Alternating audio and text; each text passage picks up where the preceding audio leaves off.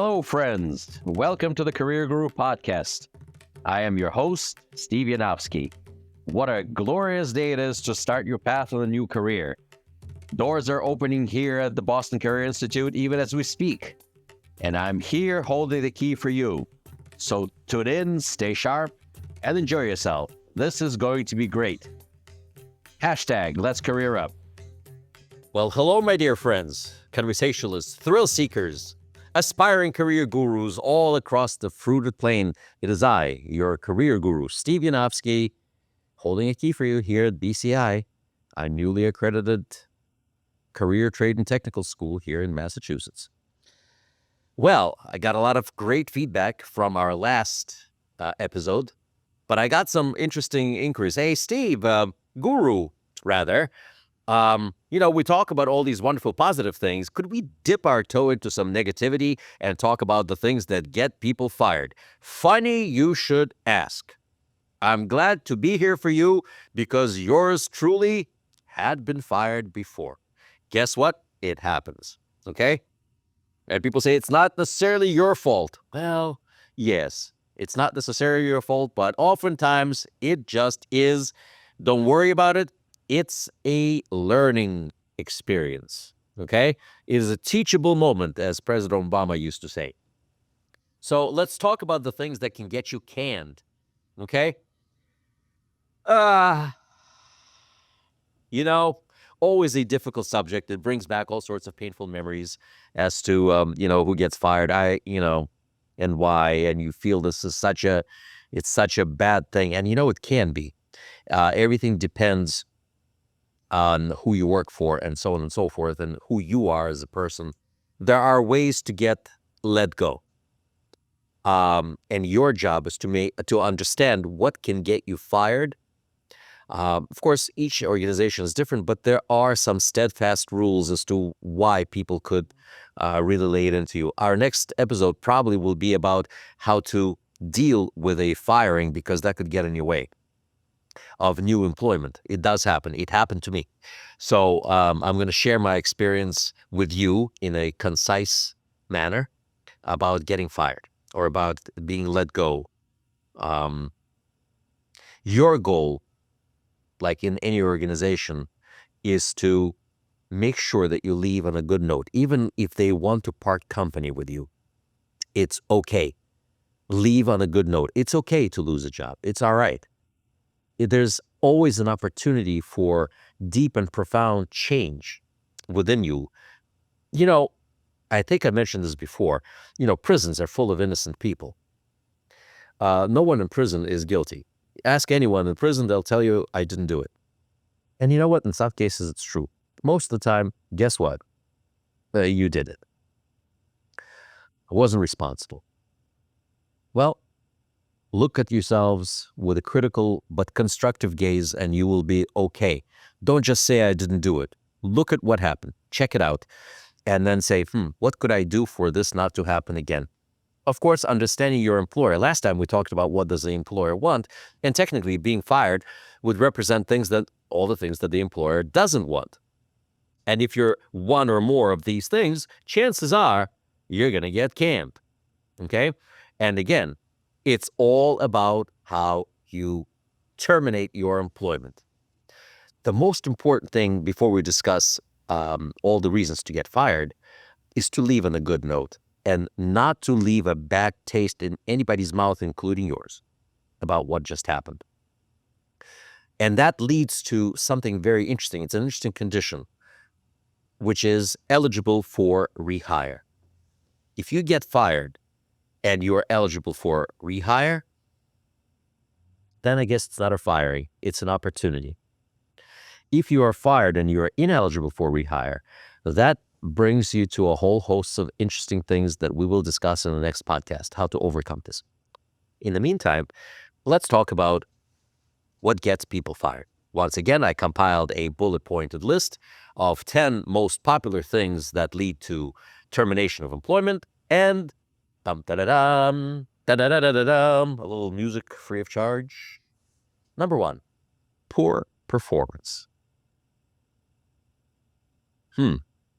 What does that mean?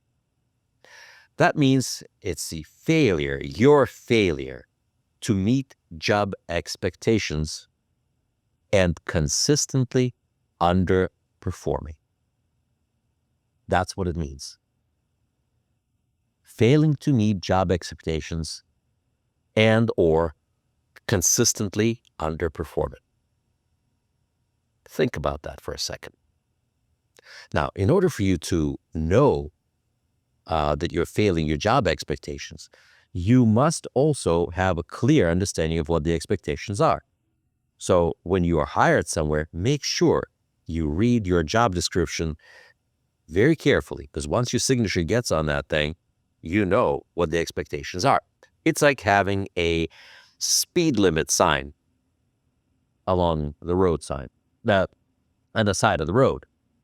You know what the expectation is. If it says 35, you best be driving 35 or less.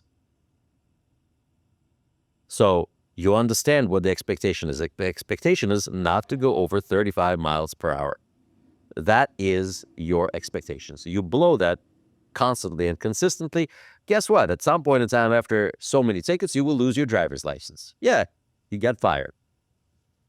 Missing deadlines, producing subpar work, or not achieving set goals, all part and parcel of failing to meet job expectations and consistently underperforming. It's the same thing.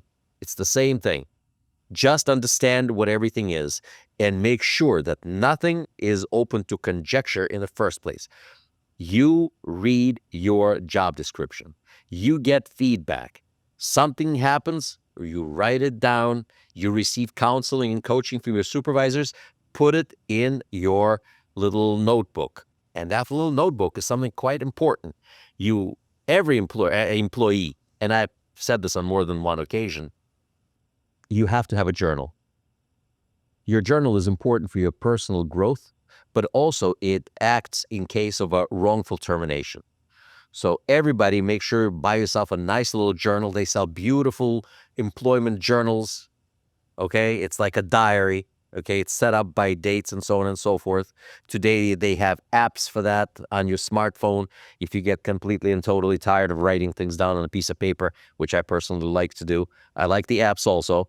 But something like that, find yourself a nice app where you can get things done. And oftentimes, when you communicate back to your supervisor as to when they gave you a corrective action, make sure you're on the same sheet of music. So that's poor performance. That's number one on the list. Number two on the list, and that depends where you are, of course. Okay, the number two could be number one as well, but this is number two. Dishonesty. There's a few places to be where being dishonest may come to hurt you. Lying on your resume oftentimes tops the list. Even though I must tell you that resume is not a legal document, but it could be used as such. If the company wants to terminate your employment, they will fish out your resume and they will do some in-depth research. If something doesn't fit, that's grounds for termination. When you're providing a resume, please be as truthful as possible, meaning it's okay not to say something. If you didn't say something on your resume, you didn't have to do that. But if you put it on the resume, it has to be as close to factual as possible. Yeah, there are certain things you can take liberties with, but you cannot lie. You cannot lie that you worked, for example, for some large bank, as a manager of a department, and then apply for a management position someplace else. They hire you, and guess what? You've never been one. They'll fire you. Now that's wrong. If you creatively use English language to, talk about your position over at that bank, well, that's open for interpretation. And there is some poetic license that's allowed for the resume, but definitely not fabricating information. That is mucho wrong. A little Spanish free of charge. Engaging in theft or fraudulent activities. Stealing is an interesting thing. There's a reason why, thou shalt not steal is in the top 10 commandments. Yeah, top 10. I believe they call them the 10 commandments. thou shalt not steal. There's a reason for that. Because people are prone to, how should I say, accept ownership of somebody else's property without due compensation or the agreement of people. Yes, there's an old saying in the United States, tall fences make good neighbors. There's a reason for that. And you can't put stuff out there to tempt people, leave $100 somewhere on your table and expect it to sit there. People go through so many stages of self-deceit before they start to steal, and you will find that they have fully justified in their theft. If you ask a person who stole money or stole something from the company, from the department, whatever the case may be, they were fully justified in their minds. People are, technically good, but you never know what the person is going through in their life. People could be in trouble, and they will steal. Don't do that. Don't engage in self-deceit. It's wrong. I know we can justify just about anything. We know. I really need the money so badly right now. My sister needs surgery, and this guy has so much money. He'll never miss out. But I'll give it back. You never do. Once you steal, it's yours, and you've already justified it. Just don't do it. It's one of the hardest things to do in life, folks. Don't be dishonest, and most importantly, don't be dishonest with yourself. You know what's wrong. What's wrong is wrong. Number 3, being absent or late consistently. Consistent absenteeism or lateness, we also call it tardiness, is wrong. That is also theft. I had once a job. I was a director of a department in a hospital, and we had in the hospital some interesting places for people to punch into work. You could punch into work at the entrance to the hospital by the garage where people parked. Right? So I had this employee who was constantly on time, and yet I hadn't seen him start his workday an hour after he had punched in. I started looking where he punched in the electronic records. This guy punched in by the garage. By the time he filtered his way to the apartment, he managed to stop by the Dunkin' Donuts. He stopped by some other place, talked to this one, talked to that one. Then he was an hour late to work. But yet you examine the medical record, you examine the timesheets, and he's never late. And yet he's always late. That's theft. That's dishonest. That's daily, chronic absenteeism and tardiness. Okay? That's wrong. Okay? So regularly showing up late or failing to appear for work without valid reasons is wrong. You can and probably will get fired for that. Unreliable attendance is bad for morale. It destroys the fabric of the department. People look at you and you're still working over there, and you show up late all the time, you miss days, and people say, hey, what am I, a donkey? Why am I here and that guy is not? I'm not going to do that. Don't be that guy. That's definitely grounds for immediate termination. Number 4, violation of company policies. Do you see, if you go back, and I really want you to go back to the previous podcast and see that this is basically an inverted mirror image of the good things that you have, what employers value and what they don't value. And the violation of company policies is right up there. Ignoring or breaking established workplace rules is no bueno. Again, a little Spanish free of charge. Okay? Hey, you need to know what the rules are. And you know what they say?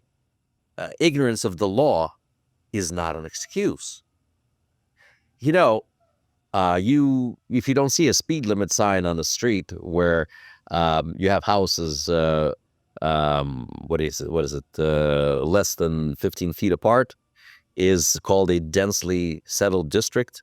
Don't quote me on this. My perfect exam was a long, long time ago, but something like that.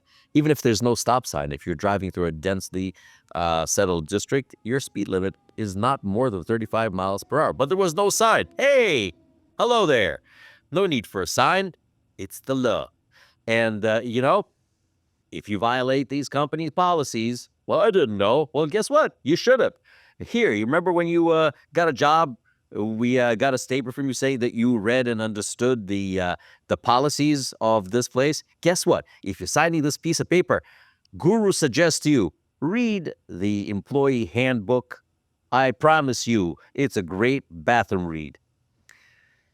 Missing company equipment, violating dress codes, or disregarding safety protocols, definitely a fireable offense. Remember that guy I told you about who used to punch in, on one side of the hospital and then come an hour later to the department where he had to work? Yeah, that guy one day showed up to the operating theater with a cup of coffee. Guess what? No dice. Number 5 on the guru's list of things that'll get you fired is insubordination. What does that mean?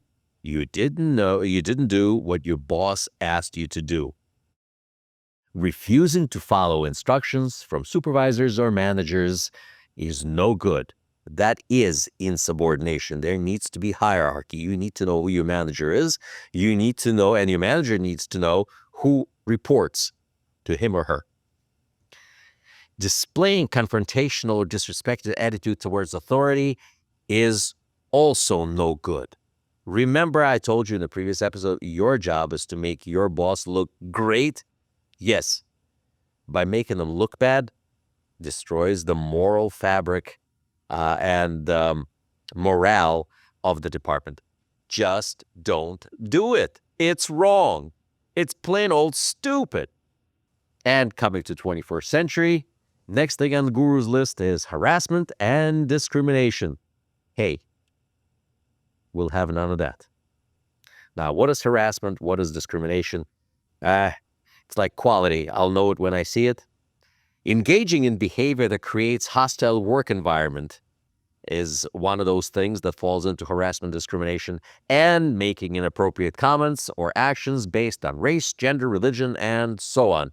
Okay, they have big, massive rules now on workplace harassment and this, that, and the other thing. So please read them carefully. Understand what that means. Yours truly almost got fired once. I mimicked my favorite cartoon character, Speedy Gonzales. You've seen my affinity for Spanish. Every so often I throw in a few words here and there. Well, I learned my Spanish from Speedy Gonzales, just like I learned my French from Pepe Le Pew. If you ever watch those cartoons, please refresh your soul by turning on some old Bugs Bunny, Daffy Duck, and Woody Woodpecker cartoons. It'll make you feel a lot better. Of course, it'll show you all sorts of harassment and some discrimination, but that's okay. These were the signs of the times. We are living in different times, and make sure you understand the policies. Substance abuse, number 7 on the list. And again, these numbers are magic. They can go up and down depending what the situation is. Coming to work under influence of drugs or alcohol. Even though today marijuana has become legal in most states, that does not mean that it's legal in your workplace. Your workplace requires your attention. Alcohol is a legal substance too. That does not mean that you can drive or show up to work on time. Hey, guess what? It's common sense. Just don't do it. You would definitely violate the workplace policies on drug and alcohol consumption. Read those policies. And in reality, it just says, hey, don't come to work drunk. Hey, we do random urinalysis or urine tests or blood tests for drugs, and these are the drugs that we test for, and these are the thresholds. Okay? Hey, guess what? You got to stick to the rules. Know what the rules are. Misuse of technology, Guru's personal favorite. Spending excessive time on personal social media or unrelated activities during work hours. How exciting is that? Hey, how many people, and whatever social or anti-social media, as I call it, spend time on all that. How many posts do you make? Oh my gosh. Remember, in the workplace, your employer owns everything, including your personal stuff. Guess what? It's very easy now. There's algorithms out there that HR, our friends in HR, can certainly see how much time you're spending on that thing. Okay? And if somebody else has access to your account, guess what? It's you. Go ahead and prove to anyone that it wasn't you. Wait, why did you post those images? Be careful out there. And of course, viewing inappropriate content on work computer is a big no-no. Hey, you know what? Keep it for your private time somewhere. As for everything else, your employer owns everything. Next, breach of confidentiality. Ooh, a big one. Big one. In healthcare, HIPAA violations are huge. You can't share this information with anybody. Can't share company information without authorization. Before you do anything, get permission and in writing. By writing, I mean there needs to be an email or text message from your respondent superior. With that in mind, this is how it's going to be. All right? Make sure you have it in writing. Last but not least, negative attitude or toxic behavior. Oh, yes. Again, a mirror image of what employers like. Okay? And constantly complaining, gossiping, or creating conflict is intolerable. It's awful. What an awful work environment this is. It destroys team morale, and it prevents collaboration between people.